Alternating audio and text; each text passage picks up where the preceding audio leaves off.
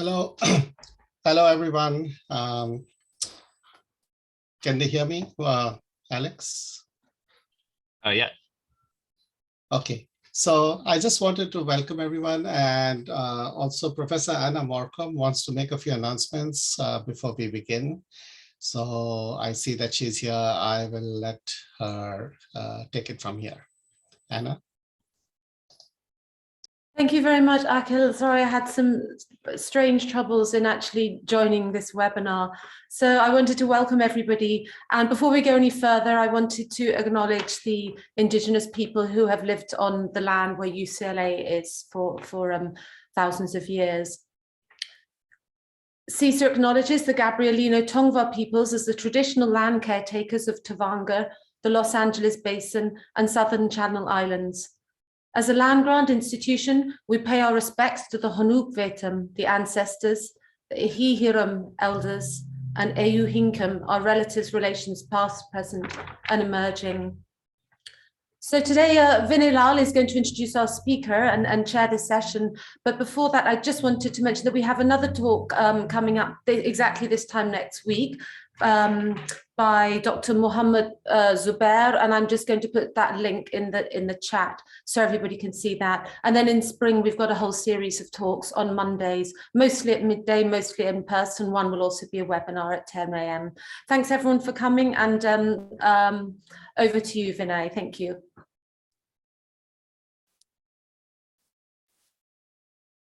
All right, thank you, Anna and Akhil, and my thanks to CISA for hosting the talk. And of course, I'd like to add my welcome to Akhil's, to everyone who has joined, and particularly to the speaker.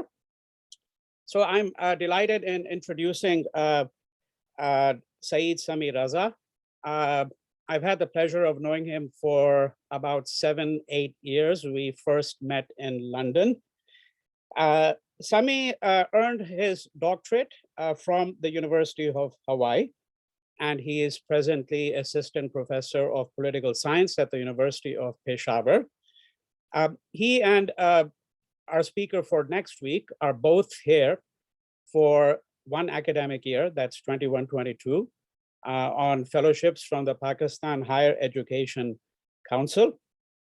And that's all the more reason I'm delighted to be able to welcome them, because I think that there's not enough exchange among scholars in South Asia, among Pakistanis, Bangladeshis in India. Sometimes the diasporic context makes that possible in ways that is not always possible in South Asia.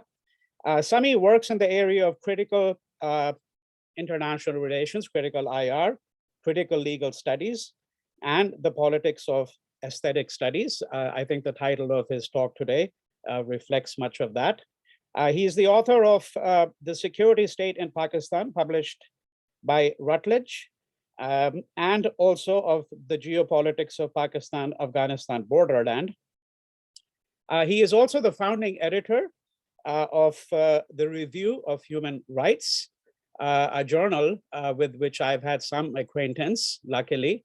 About 18 months ago, Sami invited me to do a webinar, and this went on for 3.5 hours. We had a long conversation on COVID, the geopolitics of COVID and all of that. And it was wonderful engaging with his colleagues and students. So the title of his lecture today is Melancholy and the Reemergence of Pakistan. And the re-emergent Pashtun ethno-nationalism on the Pakistan-Afghanistan borderland. Welcome, Sami. Thank you so much. I would like to thank Akhil Gupta and Director Anna for giving me this opportunity to talk on this forum today. I would especially like to thank Professor Vinay Lal, who is my mentor in the postdoc program at UCLA. He has been very hospitable and facilitative throughout this program, and I have also benefited a lot from his vast knowledge on South Asian history. I would also like to thank Alex and Jamaica for helping us on the IT side of this. Okay, so I would like to begin this talk, and I think my screen is not coming in the center. So if Alex can bring it in the center, that will be helpful. And also the, okay, so let's see, okay. If I can bring up the PowerPoint presentation.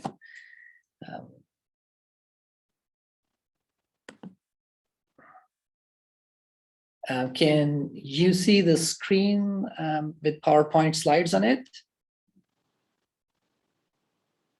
Okay, so if everybody can see that, then I should get started with it. My topic today is on a theme or element of melancholy in the rising ethno-nationalism in the borderland that is Pakistan and Afghanistan borderland. I am going to focus and look on especially on poetry that is being sung in the form of songs, expressing Pashtun ethno-nationalism, and in that, especially the element of melancholy, a theme that Watan is there, but it was somehow lost. And therefore, there is a continued attachment to it that goes on, despite hundreds of years of loss that has been felt and has been dealt with. Okay, so introduction to it. The war on terror began in Afghanistan after the 9/11 terrorist attacks in the United States in order to remove the Taliban from government and to apprehend them or to flush them out of the country. The United States, along with its allies, intervened in Afghanistan militarily. Soon afterwards, Pakistan, as a front ally, began its military operations in the borderland starting in 2005. Since then, until 2014, a continuous stream of smaller and larger military operations, including Air Force bombings, were carried out on the borderland. In these wars and military operations across the border, thousands of people died, many more got injured and maimed, and millions of them have gotten displaced internally and externally. It is in this context of war, military operations and intervention, violence, and economic adversity that the non-violent Pashtun ethno-nationalism began to re-emerge. I'm saying re-emerge because it has been there in 70s and during colonial times as well. This movement believes that non-violent political ideology of Bacha Khan, their great leader, could only save the Pashtun land and people, their culture, from incessant wars and conflicts. They believe that the Taliban are a religious force who are not in line with the democratic spirit of the international community, and they will only bring more adversity to the region. The non-violent Pashtun ethno-nationalism and the Taliban are the two opposing political fronts in the Pashtun borderland. However, the political dilemma is that the ranks of both of these fronts are filled by Pashtuns themselves. Okay, so it is adversity caused by the war on terror, military operations, and the expanded infrastructure that was felt and that was considered by Pashtun population to be excessive in this region. And for example, not felt as such in the Punjab region. Therefore, this feeling of discrimination, exploitation, and violence was felt here more than anywhere else in Pakistan. And when the traditional political parties of Pashtun ethno-nationalism, like Awami National Party in Pakistan, Milli Awami Party, could not satisfy or much satisfy people, especially Pashtuns, then a political movement of young Pashtun men and women surfaced in the name of Pashtun Tahaffuz movement. They did not hesitate to blame armed forces of Pakistan for discrimination, violence, and exploitation of their ethnic Pashtuns. This movement, that is Pashtun Tahaffuz movement, or in English, Pashtun Protection Movement, quickly gained ground in this entire region and became popular across the border on both sides. Okay, so you can see up in these slides some of the aspects, images from the war on terror and how this region was affected, resulting in the rise of this movement that you can see in this slide with its leader, Mansour Pashtun, addressing to thousands of people who have come out on streets. Okay, so what is our basic question today? With the war on terror, the ethnic Pashtuns on the Afghanistan-Pakistan borderland believe that they have once again lost their Watan, their homeland. They developed this feeling that their Watan is in a state of continuous loss or being lost because of regional and international politics of conflict and war.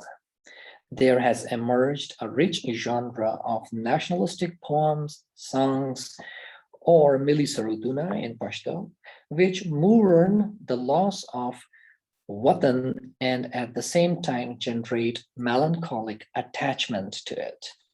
In this essay, we explore how melancholic feelings about the loss of Watan have been expressed in this genre.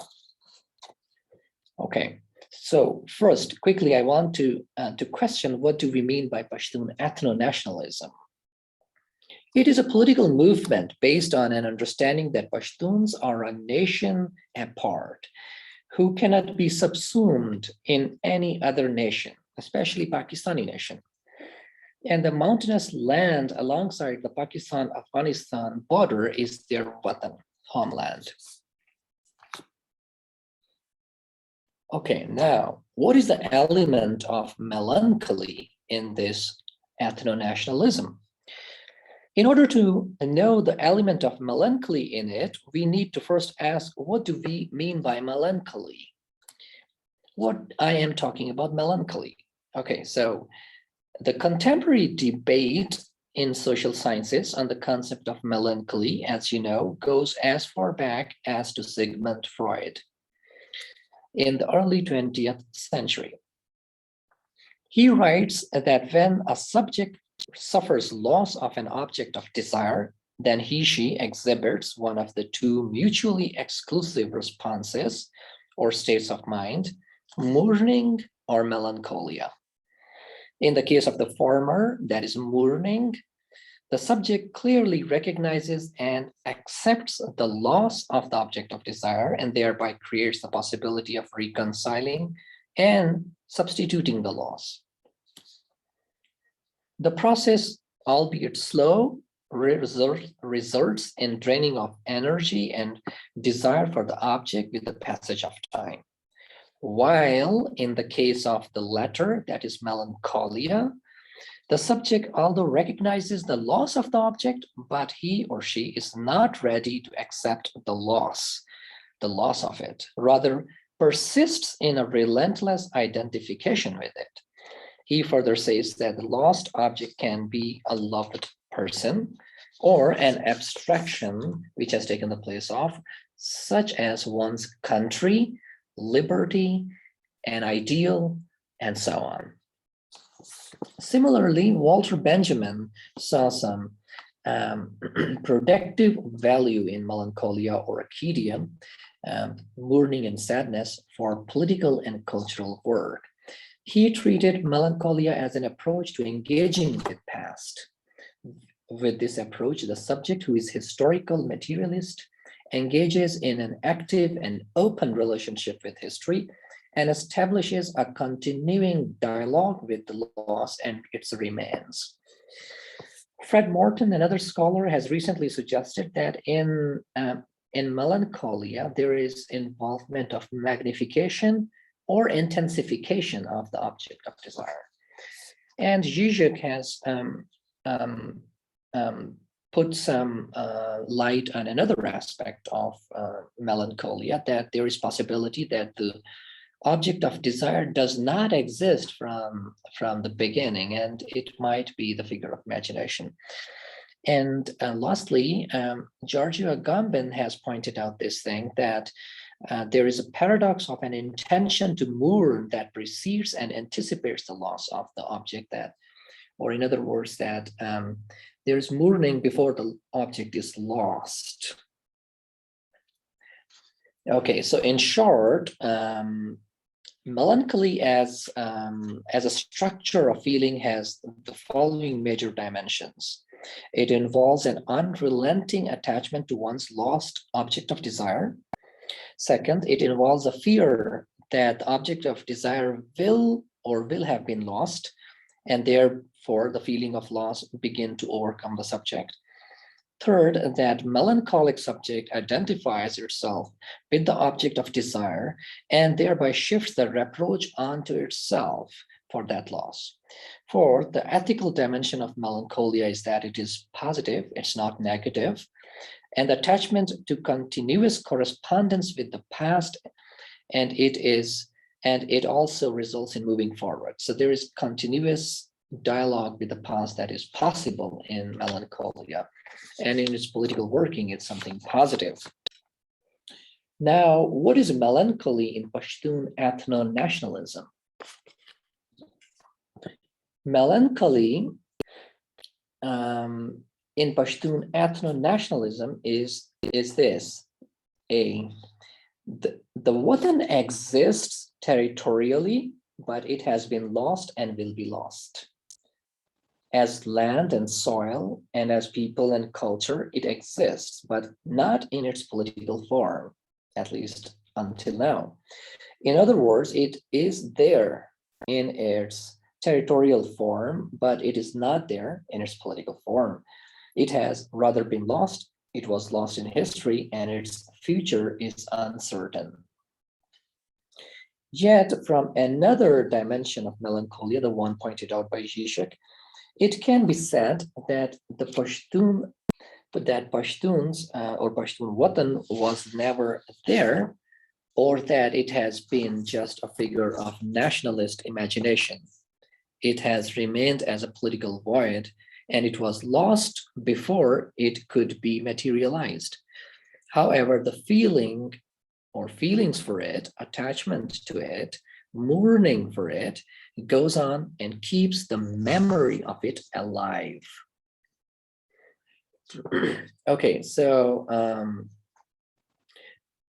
in this, what is the object of desire, or what is Watan? What do ethno-nationalists think as their Watan? The melancholic object of desire of the re-emergent Pashtun ethno-nationalism is Watan. Its material manifestations are Afghanistan and or Pashtunistan. These two are not necessarily the same, but Pashtuns live on both sides of the border between Afghanistan and Pakistan. Therefore, at times, in the nationalist imaginations, it is larger Afghanistan, Loy Afghanistan, and at other times it is larger Pashtunistan or Loy Pashtunistan, bigger Pashtunistan. The latter is a bit smaller in size if geographically materialized, because it refers to areas where Pashtuns live, excluding those areas where other ethnic groups live in Afghanistan and Pakistan. Given these two names, there is lack of clarity in which or in what exactly could be Pashtun Watan. Nevertheless, it is there. It also needs pointing out that the possibility of having their own Watan or country is there in Pashtun political imaginary, because Pashtuns, if united in Afghanistan, become the majority ethnic group. Okay, so you can see on the slide how the red area shows where ethnic Pashtuns live on both sides of the border. Now, in the Pashtun ethno-nationalists' imaginations, or in poetic imaginations, how this Watan was, or how this object of desire was lost. There is a long history, let me quickly go through it, of loss of this object of desire.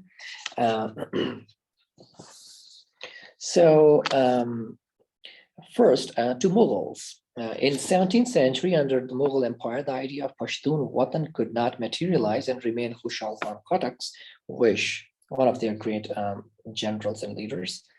At one point in his poetry, especially when his relationship with Mughals got estranged, he gives the idea of Pashtun unity and laments that they were living off the small favors thrown to them by Mughal kings. We will return to it. And then in the next century, it is the Sikhs.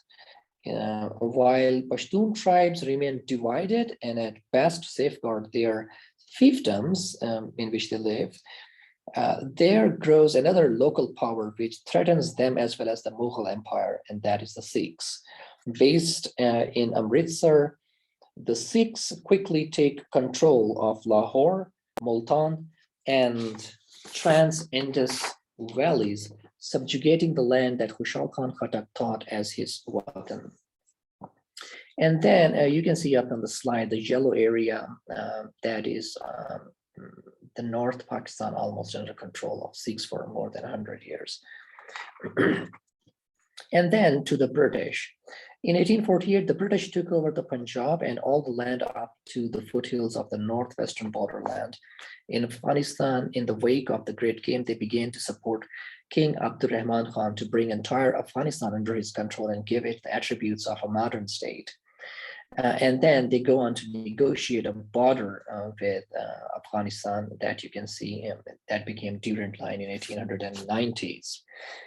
And toward the end of their time in colonial India, or at the time of independence, 1947, the British government gave only the choice of joining either India or Pakistan to the ethnic Pashtuns living in Northwest Frontier Province, and turned down any other choices like becoming an independent state or joining Afghanistan. Accordingly, their leaders boycotted the referendum that was held by the British to decide the fate of this province. And then we see that when Pakistan comes into being, and later on it's the Soviets in 1979 that take over Afghanistan, and this idea of unity is again lost. And later in 1990s, after a protracted civil war, the Taliban take over the country and implement Sharia government. Once again, Afghanistan falls to Taliban into 2021, as you know. And once again, with American withdrawal, we see that this idea of unification, or this idea or political imagination or imagery of Pashtun ethno-nationalists of getting their united Watan disappears. The Taliban remove the government and they take over. And so I actually wanted to go quickly through this history because my actual focus is coming in the next slides. That is expression of melancholia in the re-emergent Pashtun ethno-nationalism for the loss of their Watan. Okay, now I am going to discuss this focus of mine on 4 different stages. In the first stage, I will talk about what is Watan in the imagination of Pashtun ethno-nationalists in their poetry. Second, how loss of Watan is expressed. Third, how the melancholic or melancholia about the loss intensifies. And lastly, how the desire to reclaim Watan, to reclaim the loss, is expressed. And for this, I have focused on the ethno-nationalist popular songs that are played in political movements and political parties' rallies, and sung among young generation, especially students as well.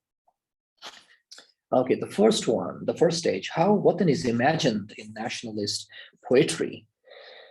Watan is recalled with tropes, similes, and metaphors of natural beauty and resourcefulness for life. It is compared to family, friendships, and social code of life. For example, in the following popular poem by Izzatullah Zawab, Watan is said to be mother, father, grandfather, and even beloved. In this poem, you can also see that the aspect of owning the Watan, oh my homeland, you are mine. So this owning the Watan or the object of desire and not sharing it with anybody else or giving an impression that somebody might be having an eye on it, this is a very strong element in this. The gravity of attachment and love for Watan in Pashtun ethno-nationalist songs is quite deep. There is no other love above the love of land, the love for beloved, for family, and even for religion is subordinate to the love of Watan. Some poems go to the extent of saying that everyone and everything can be sacrificed for Watan. One of the famous popular songs by one of the most famous poets of Pashto, Ghani Khan, who was a son of Badshah Khan, says this: land beloved above all others, treasure trove of priceless gems, I have been fashioned from your clay, you have by my love been shaped. And all your soil has water been by my blood of my forebears, fathers and grandfather, both in your bosom resting lie. So here you see an organic oneness with the Watan, which is expressed, and how Watan is shaping the individual Pashtun and the individual Pashtun shapes Watan. In another poem, titled Pashtun Land is Beloved to Me, for example, goes a step further and says that great sacrifices can be and have been made for the land. Oh, the land of Pashtun honor. Flowers might be sacrificed on your thorns. Rubies might be sacrificed on your stones. My father and grandfather may be sacrificed on you. Thousands like me are sacrificed on you. These poems are sung in political rallies and they create immense attachment and feelings for Watan. And the people who listen, they feel these and sway with them. Okay, so the next stage is how the loss of Watan is expressed. How Watan was expressed, we discussed, and now how loss is expressed in these political imaginary of Pashtun ethno-nationalists. The loss of Watan is historical for them. The ethno-nationalist poetry and literature has long theme of mourning for lost Watan. This history is performed in literature and poetry in the line of Foucauldian genealogy and so that persistently they can save it from the state discourses that encroach upon it and try to eclipse it. For example, one poetic verse of a popular song promises to keep this history alive. O homeland, you are the paradisical wind of the white mountain. O homeland, you are alive, and so is your history. And your offspring is honorable. Your offspring, either men or women, proudly protect your honor. Now, how they're going to express their loss? Now, I'm going to show you that. For example, to the Mughals, the loss of the beloved of Watan first takes place to the Mughal Empire. Khushal Khan Khattak, who struggles against Mughals and thought to be the father of Pashtun ethno-nationalism, lamented that he could not bring together the Pashtuns to free their land from Mughals. And he would say in his couplet, we speak one language, Pashto, but we do not understand each other. And he would severely disparage Pashtuns, saying that they would they would leave their unity for the sake of Mughal gold. So this is how it is remembered. The loss is remembered to Mughals, and then it's to the British. When British developed interest in the borderland of colonial India, apparently due to the politics of great game, they divided this mountainous land on the line of topography suitable to modern territorial state. So you see here that Mughal Empire transform, and the next time that comes is of a territorial state, a European territorial state. So we know this thing that modern territorial states demands for boundaries, fixed boundaries. And for that, they propose that these boundaries should be natural, for example, mountains or rivers or lakes or something like that. And here, the problem is that Pashtun people are living on mountains. And for the nation state, European concept of nation state, mountains should be boundaries. And that's what happened to them, that a Durrand line was eventually drawn between Afghanistan and colonial India in 1890s. Okay, so how it is, this Durrand line is imagined in poetic lines.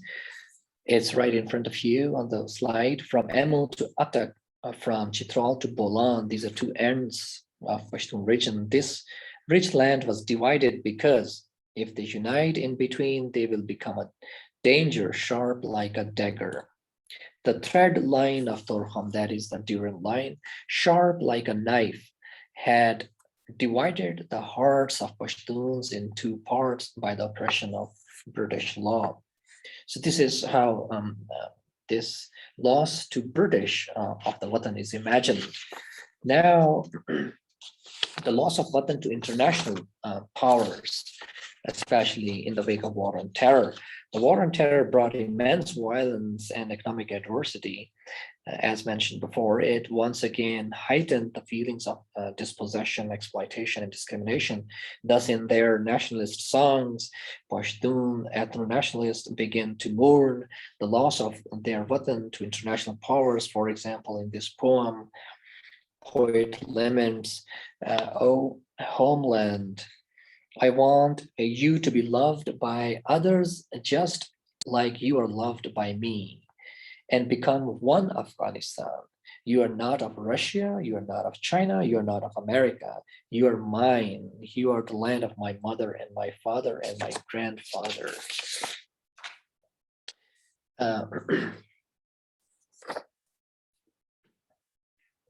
Okay, so now the third stage of this melancholia or melancholy, that is the War on Terror and how this melancholy intensifies, increases.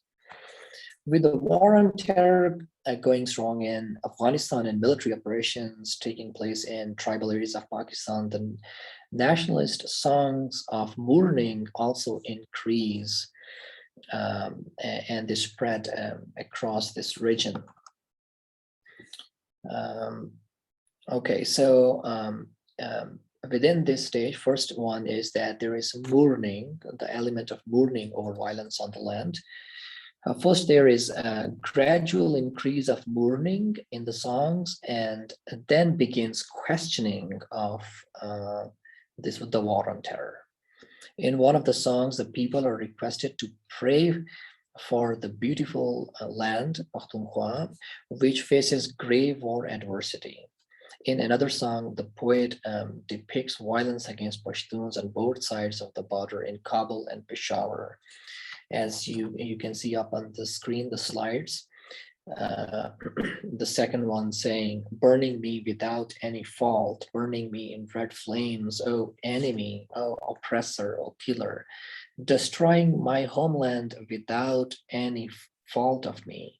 Pashtuns are mourning in the highlands and lowlands, Afghanistan, and on this side, Kabul is in bloodbath, Peshawar is burning. So we see this element of melancholia increasing in these songs, in these poems.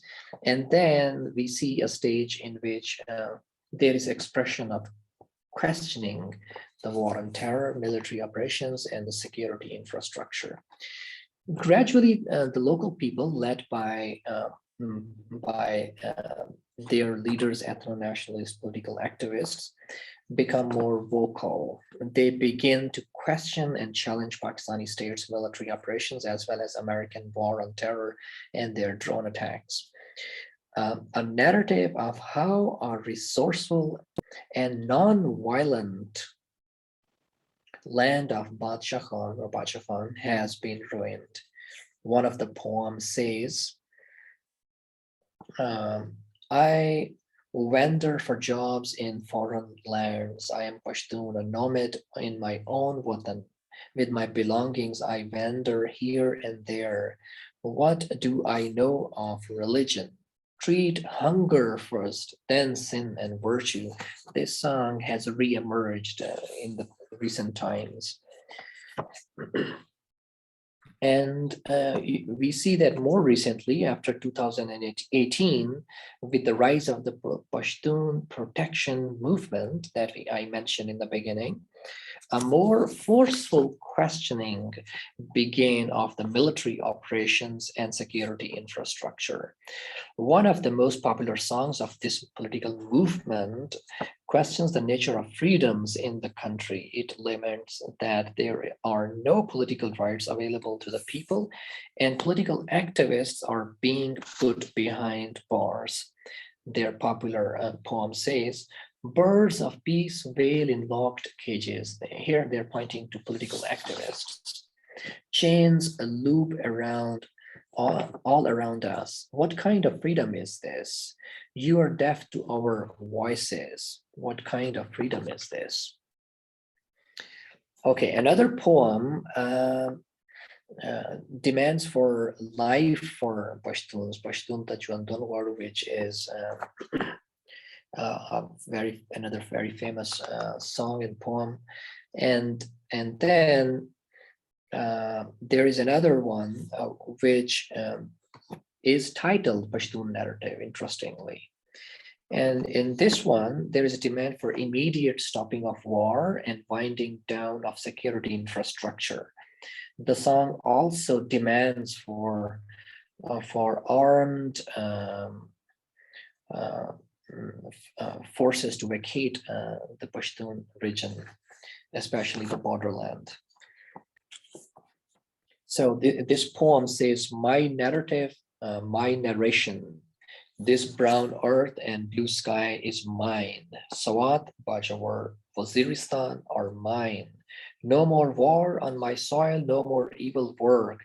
Others gain from war while I am losing.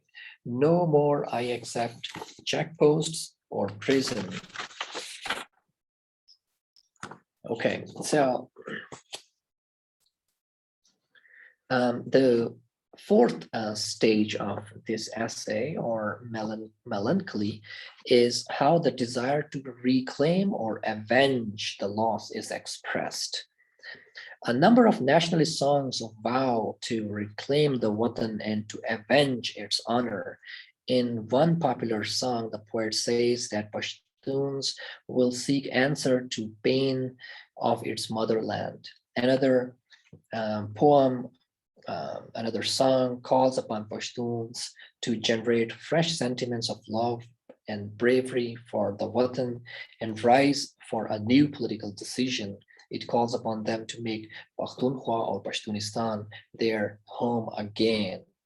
And this poem is in front of you. Oh, the star of Khyber, glow and shine. The red blood of the land wants love and bravery. This large family of the Pashtuns want bravery and uprising. The blood in the plains of Bagram wants new emotions. The wild high mountains want new decision. The great Indus wants new clamor. Tall Malakand wants fire. This Pakhtunkhwa wants a home. In another poem, gives a wake-up call for Pashtuns to wake up from the long slumber in which they are. It's thought, and this is Pashtun land is beloved to me. Oh mother, and here mother is a reference to Watan. If you kept sleeping, then witness crows in your garden. Your body will be red due to blood at last. So much darkness will engulf you. Historians will forget you. No name and respect will remain for you, nor your honor nation will remain. Show Pashtuns the way of life. Show to the world the living Pashtuns. So, and yet another poem, nationalist song as well, vows to change the fate if it is so. Fate here in this poem is that some people might say or argue that Pashtuns is their fate to live in conflict or war.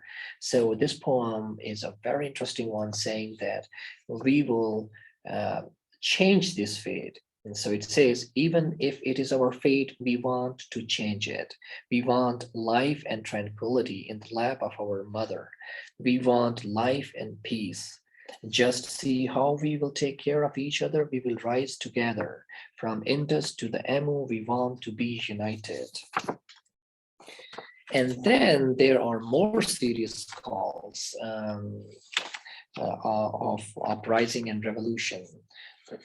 From the ones that were questioning. Okay, some nationalist songs recall the historical memories of uprising on the frontier during colonial times, for example, or Mughals and Sikhs.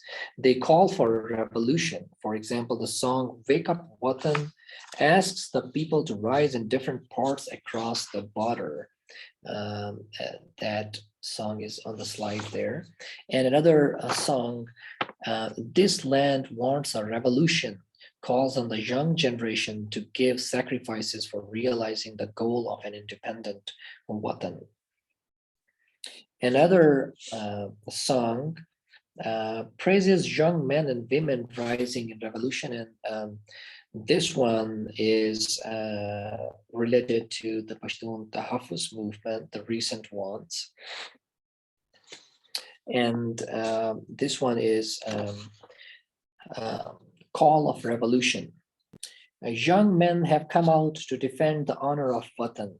Young women are with them praising their loved ones in slogans. Call of Revolution. All say, how is this freedom? Or what is this freedom? Okay, now, finally, we see that after the re-emergence of this Pashtun ethno-nationalism, which went on for 10 years or more, 2008, 9, and 2021, we see the fall of Afghanistan to the Taliban, and that was a big damage for this ethno-nationalist movement, but the melancholy keeps on going. Okay, so, but alas, once again, we see that Afghanistan falls to the Taliban as the American forces withdraw. This fall took place in hours rather than in months as expected. The nationalist government, and here Pashtun nationalist government in the center, was replaced by a Sharia government led by the religious forces. For Pashtun ethno-nationalists, it was a loss of their desire for Pashtun Watan or Loy Afghanistan. The feeling of this loss has been captured in the following popular song that recently came by Babarzai. It says, I was self-governing state named Afghanistan. I was the possessor of an immense geography. How much should I shed tears? My mother, I have already mourned a lot. So you see that the Taliban are an antagonistic force to the ethno-nationalists. Now, I conclude. The war on terror inflicted violence and economic adversity on the borderland. The war and military operation moved them out of their homes and land, making a huge number of people IDPs. This adversity increased the sense of deprivation and exploitation among them. The war and adversity that it brought led to the re-emergence of ethno-nationalist feelings. on the borderland, and they desire for a Watan homeland. It can be either Pashtunistan or larger Afghanistan, but both face the political conundrum of already being lost.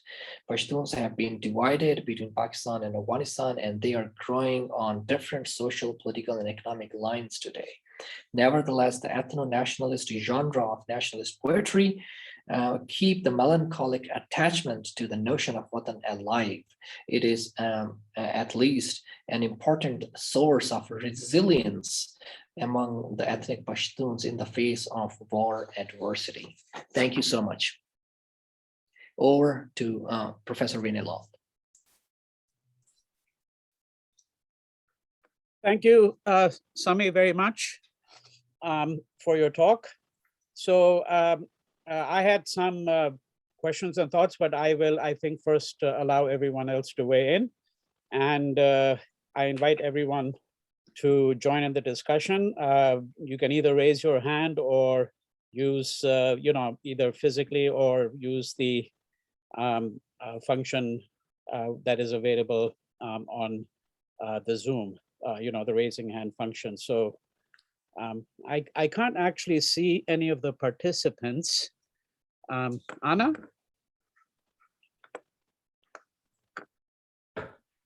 Hi, thank you so much for that. That was really very interesting. I was just wanting to know a bit more about who are writing these poems, who are singing them, what are the kind of audiences, and what about gender? Is this mostly men outside, or how are women involved in this movement and these feelings of melancholia? Oh, that's a very interesting question. Much of these poems and songs are being written by men, of course.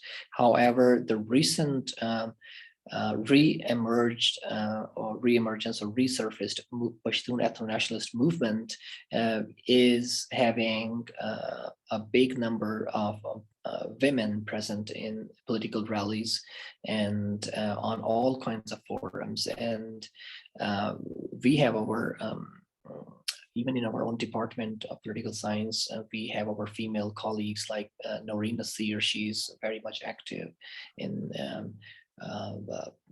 bringing the women perspective to it. Thank you.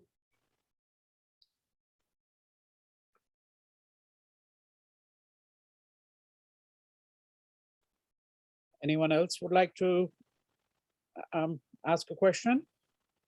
Or we have some questions in the chat for people who want to ask. Let me see. Okay. Well, I think Safura, I see a message here saying that apparently they're not able to use the raising hand function for some reason. Safura, can you hear me? It should be possible to ask Safura to unmute herself. If you're the host, Vinay, you should be. I don't know if you can hear me. Oh, we can hear you now, yes. Yeah, you can be heard. Yeah, go ahead. Thank you, Sami. That was a great presentation. Really enjoyed looking at the poetry, the modern poetry. And I was wondering, you used the term Watan, and I was wondering what the difference, perhaps maybe there's some slight subtle difference, especially because the Khudai Khidmatgar poetry, the Abdul Ghaffar Khan's movements, the poetry that they used, they often talk about Qaum, so a people, rather than a Watan in the sense, the Qaum, and then the other term that they use is Mulk. So I was wondering Watan. Right. Right. Okay. So let me say this.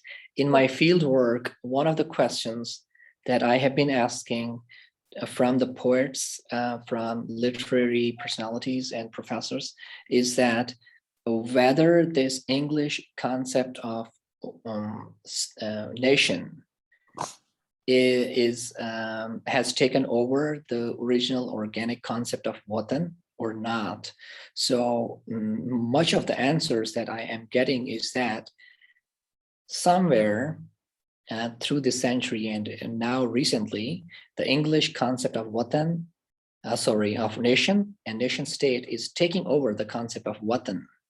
that was more local to this region.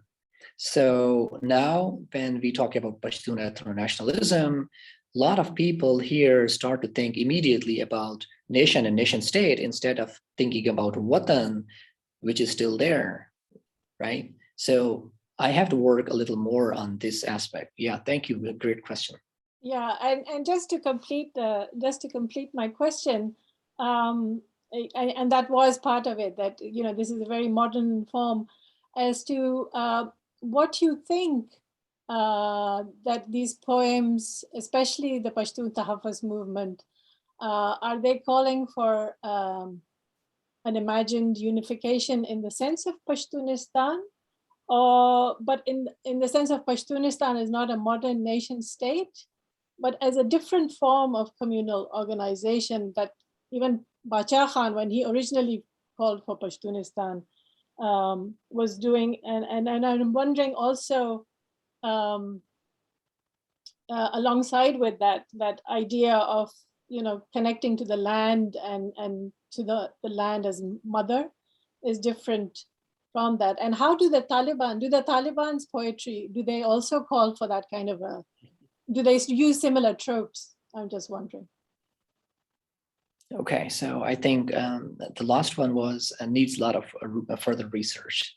And I think we need to look at Taliban poetry. It's very interesting. Somebody should be taking this angle for research. However, like I said in my presentation, Pashtun ethno-nationalists and Taliban are two antagonistic forces here, as today in politics. Okay, so regarding your earlier question, Khudai Khidmatgar and Bacha Khan, yeah, we need to talk more about this because I haven't dug up their understanding of it, and I need further research to do. Thank you. Thank you. So I think Masood Khan has a question.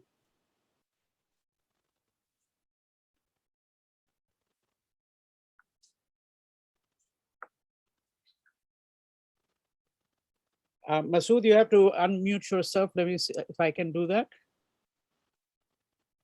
I'm not able to do it. Okay. Hello, sir.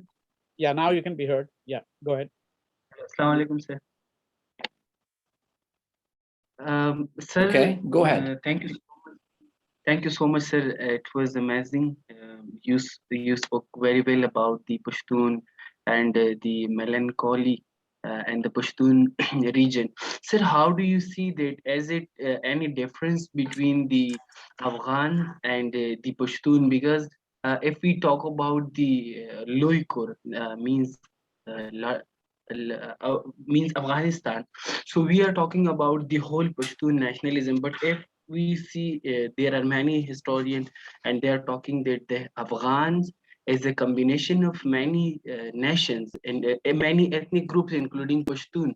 So how do you see that whether this melancholy is present for the Afghans or is it only present for the Pashtun nationalism? How do you see? And if it is only for the Pashtun nationalism, so what about the rest of those who are living and even across the border, such as in the Pakistan region, we could see the Henku speaker and Saraiki and many other people they're living here and Sami at the Afghan side. So how do you see that?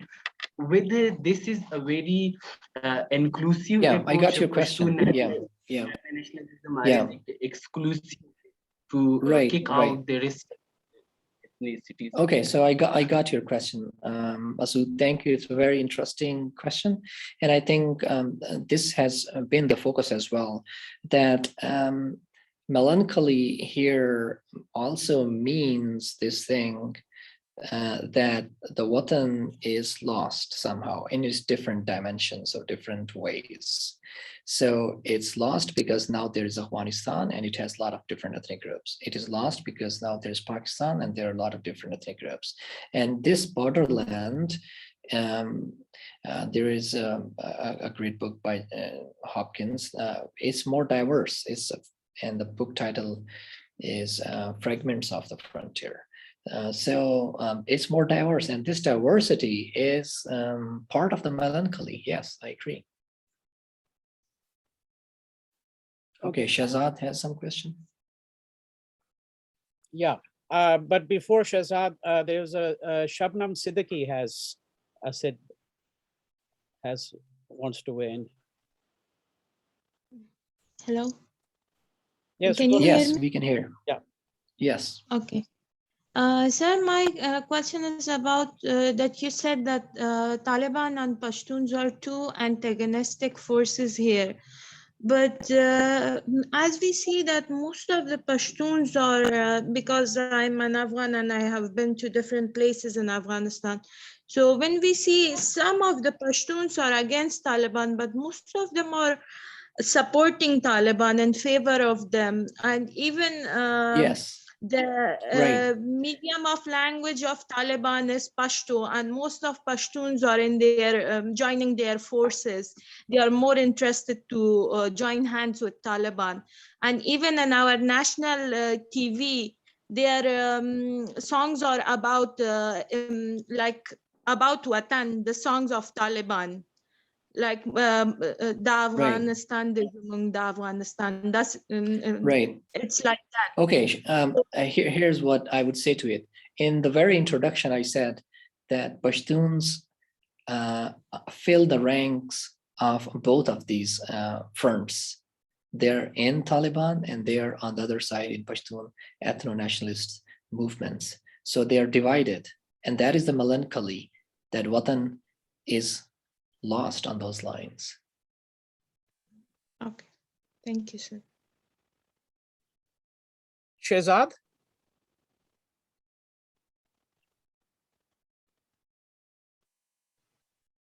Hello, can Yes, you hear me? Yes.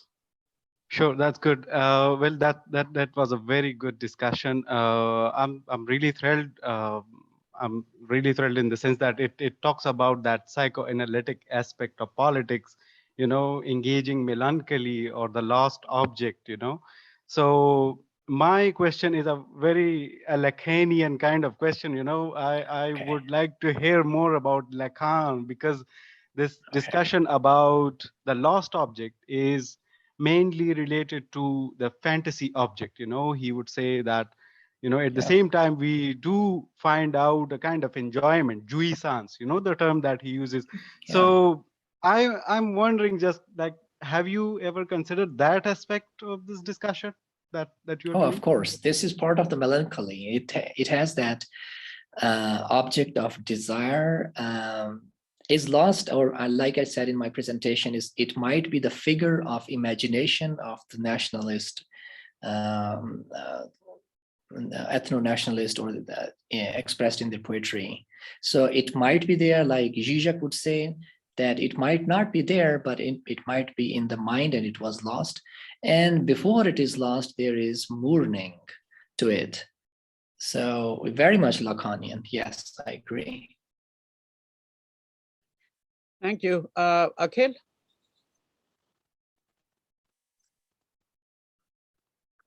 Yeah, so my question, thank you. This was a really interesting talk and I enjoyed it.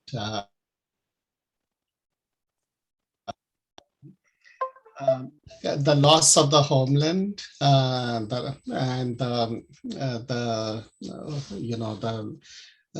notion of Watan, the loss of the Watan might differ from other peoples who have also lost their homelands. So if you think about Palestinians, for example, there's an elaborate kind of a long and rich tradition of speaking about the loss of the homeland and so forth in their experience and in their literature. And I wonder how that relates to this. Is it the same? Is it very different? What, do you see any similarities? Right. That's a great question. My research only finds out this far that the concept of Watan that we see in Pashtun ethno-nationalist poetry comes from Arabic and Persian roots. So this concept of Watan as it is expressed as or attached to land and soil, not necessarily to boundaries or sovereignty. It's attached to feelings and social relations and to a code of life in which they have to live. It comes from there. It's the roots are there. But I can't say anything about the recent politics and conceptual understanding of Palestinians. Comparing here, it can be a great task if somebody can do.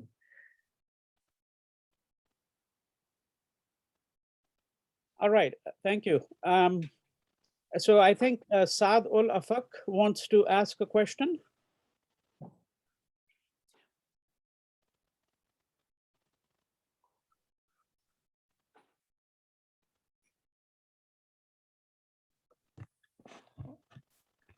Hello, sir. Assalamu alaikum. Yeah. Sir, I'm happy to see you after so long.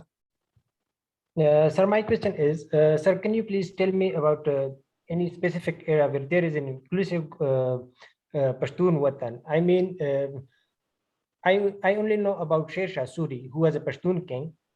Can you name other Pashtun kings like them? I mean, is there any specific time in history where there is a separate homeland of Pashtun? Sir, the Pashtun area has always been a part of other empires. So can you please tell me about? Yeah, that's what I don't understand why the poets are unhappy. They are melancholic about what? Okay, I got your question.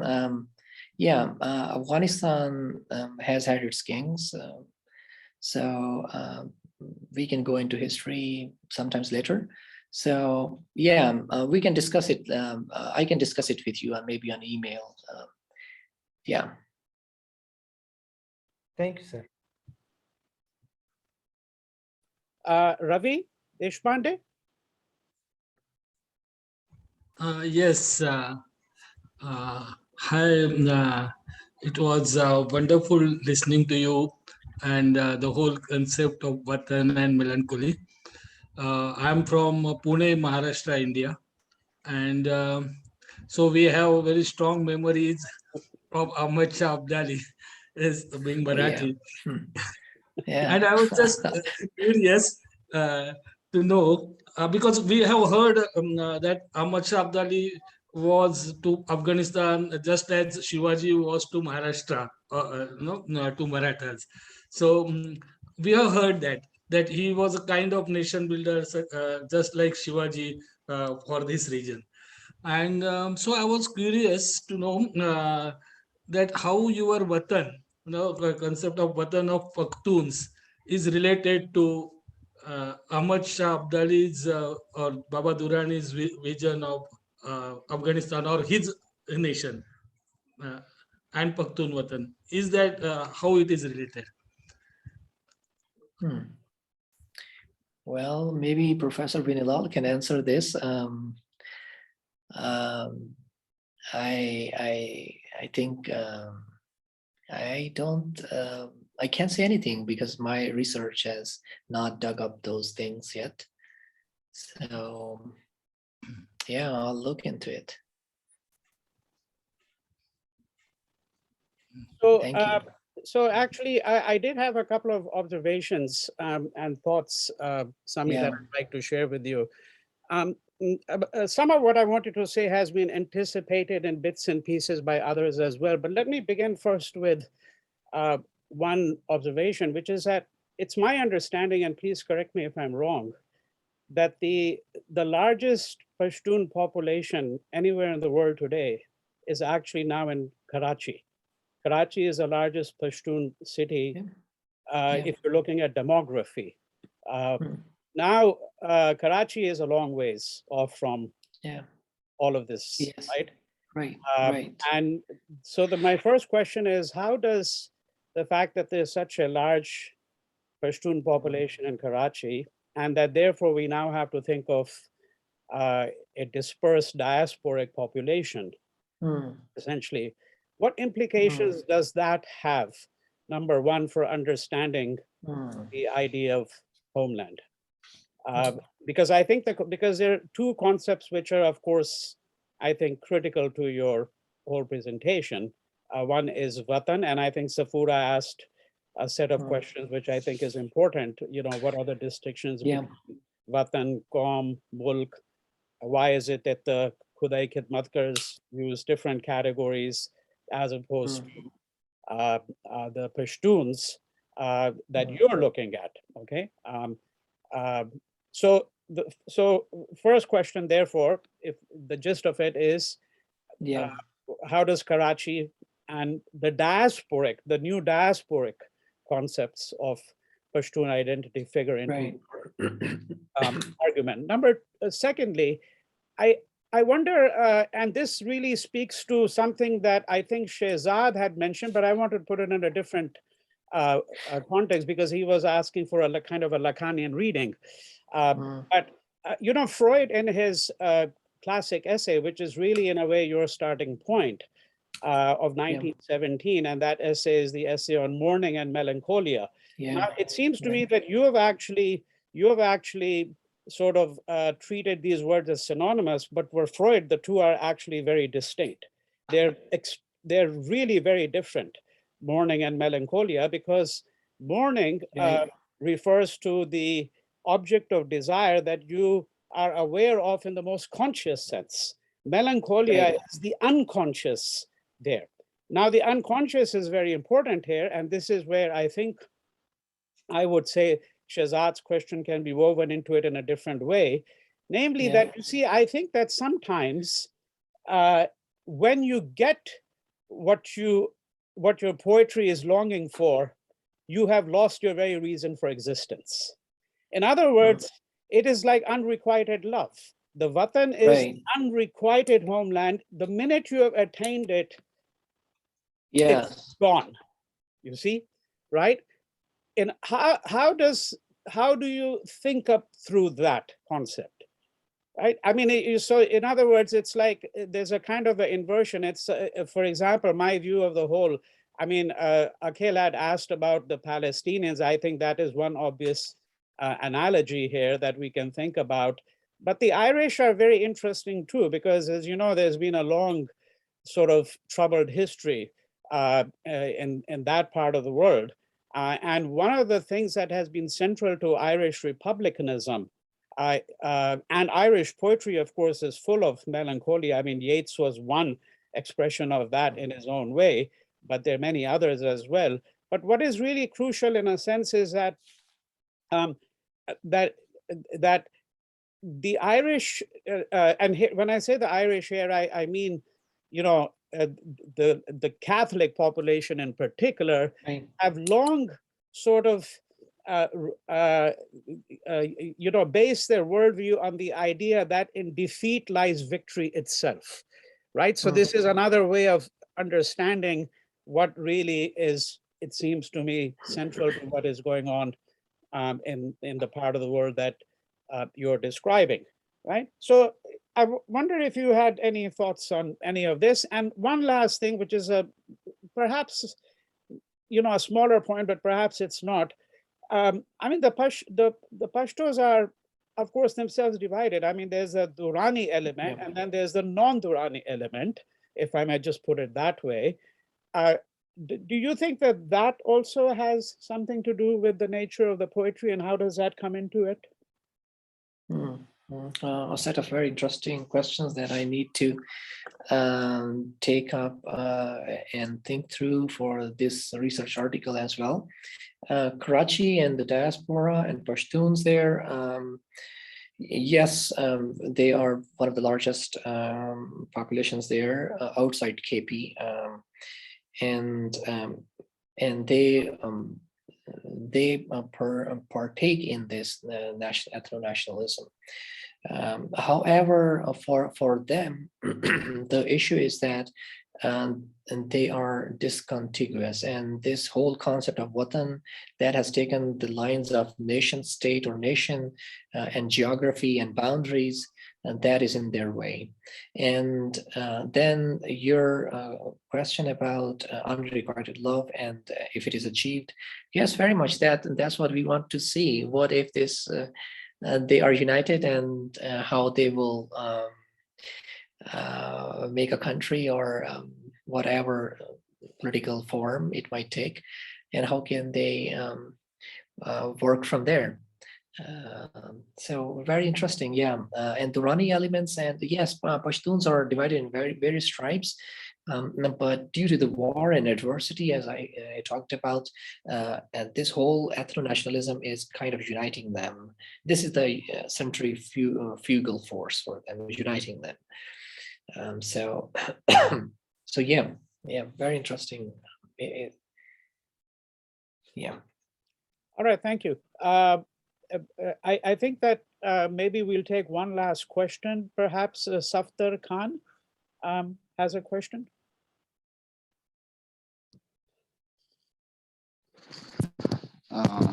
Good morning to all of you. Okay, Sir, yes. Yes, good morning. Thank you, sir, for giving me a time. Sir, the love for Watan is only increased during war times. When some dominant force or country attacks your place, attacks your home and destroys your land, then why after that only started poetry of love for their country and for their people? And my second question is this: can we put national anthem in this melancholy or not? Okay, I did not understand your first question clearly, actually. If you can say it again, please. Sir, the love for Watan is only produced during war times.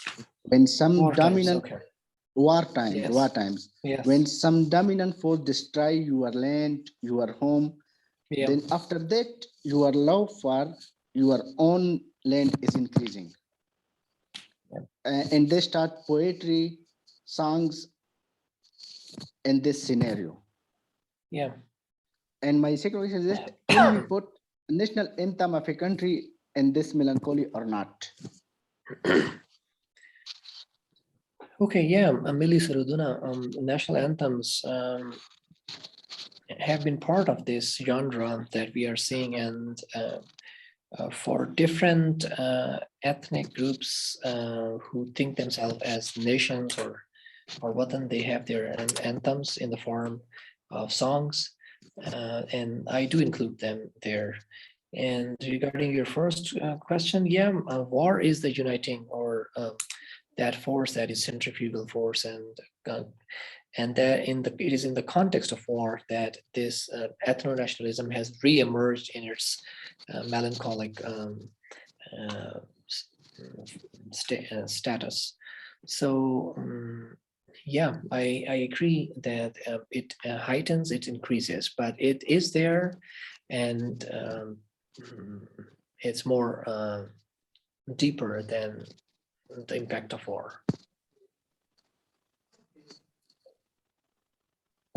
Thank you. Anna, do we have any more time, or should we wind up now? It's up to you. I mean, it's okay if people can stay a little longer and continue this discussion. Yeah, I can take questions here. Okay, all right. So does anybody else have any questions that they'd like to ask? Please either raise your hand or just send a message in the chat box and I'll call on you.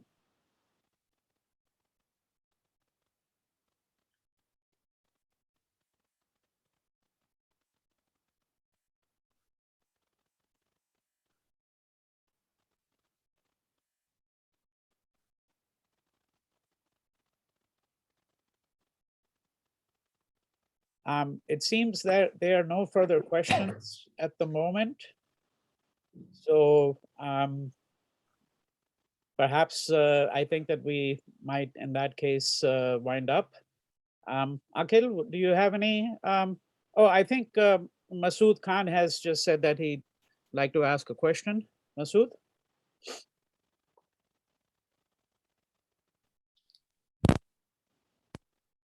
I asked once, and thank you so much to give me another opportunity.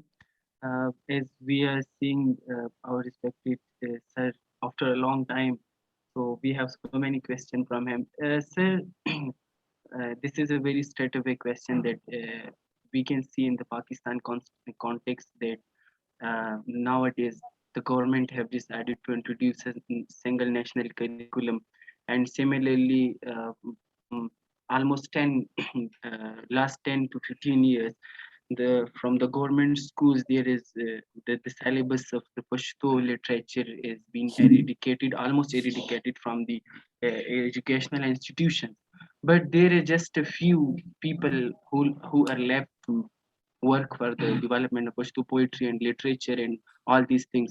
And the Pashtun, those who were working for the Pashtun, for the greater Pashtunistan, now they are working for the honor of Pakistani, being Pakistanihood, and they're adopting Pakistan identities. And some of them even they're proudly saying that we are Pakistani and we are not. Like they're sacrificing the Pashtun identity for the sake of Pakistan. So how do you see the future prospects of this thing? And even some prominent leaders of the Pashtunistan movement and the Pashtun politics, such as Emal Wali Khan, now his ideology is mostly dominated by the Pakistani thought. So how do you see this future prospects of the Pashtun nationalism and the ethno-politics in the region? Yeah, a very interesting question. You talked about those ethno-nationalist parties that have become mainstream parties in Pakistan politics, and because they have stakes in politics and making of government and coming into power, therefore they have to adopt a softer version of political ideology of ethno-nationalism. But these are the very same parties that, if you go into their history since colonial times and Baja Khan's time period. So there is an evolution of ideas there that you will see. And as far as the idea of ethno-nationalist Watan is concerned, if you listen to songs played on ANP forums, Akhbal Khabra, Akhbal Ikhtiyar, our soil, our control or power, and so forth. So there is this element or surface of ethno-nationalist feelings that are there. They are sometimes increased and heightened by the war or other discourses. And the desire for the object or the lost object is there. That is our focus here, that this is more psychoanalytic as well to it. Using that term is not so good, but anyway, there is some psychology to it. So there is something that was lost, and that appears in poetry and songs, and it is played, and people listen to it, and they adopt it. Yeah.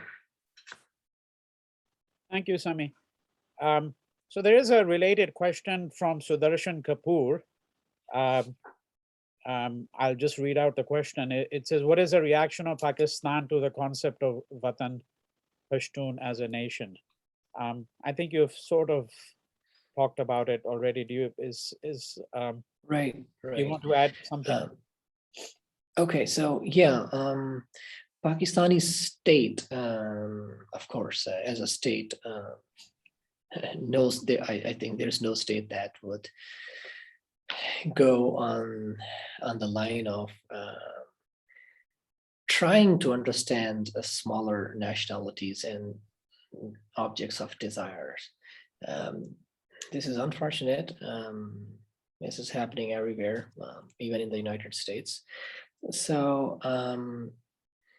So I would say that as a political scientist and IR from IR background, there is a need for going on the lines of democracy that we see, for example, British giving the right to referendum.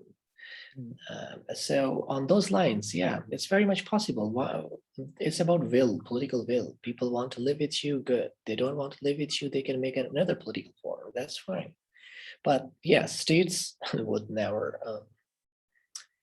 Yeah, I don't know. That's a very different area to go into. All right, thank you. So I think that with this, we'll bring the, there are no further questions anyhow, at least not that I can see anything. So I think with this, we'll bring the discussion to a conclusion. Sami, thank you very much for the— Thank you for having me. For the talk and for fielding the questions. Before we end this, I would just like to remind all of you that we will be having another talk, as Professor Morcom had mentioned, a week from today. We'll start again at 10 o'clock. Our speaker is Dr. Mohammad Zubair, also from the University of Peshawar, colleague of Sami's, and he'll be speaking on state, religion, and society in Pakistan. And I'm sure there'll be at least slight overlap between, you know, what he's going to say, but he's going to address it, I think, in a very different way with the talk that we had today. So once again, thank you to everyone for joining the discussion. Bye-bye.